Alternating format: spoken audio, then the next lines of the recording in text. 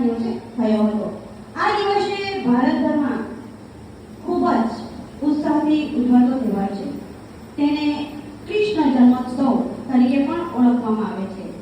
વિષ્ણુના 8મા અવતાર શ્રી કૃષ્ણને વંદન. આ દિવસે લોકો ઘરમાં નાનકડું ગોગળિયું સજાવે છે, વિવિધ વાનગીઓ બનાવે છે અને ધરાવે છે. કૃષ્ણ જન્મોત્સવની ઉજવણી આ રીતે કરવામાં આવે છે.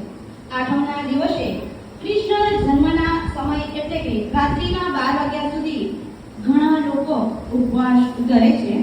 બીજા દિવસે સવારથી ગોવિંદાની ટોળીઓ મટકી ફોડ માટે નીકળી પડે છે. હિન્દુ અવતારવાદ પ્રમાણે કૃષ્ણ એ વિષ્ણુનો 8મો અવતાર છે. તેઓ વસુદેવ અને દેવકીના પુત્ર છે.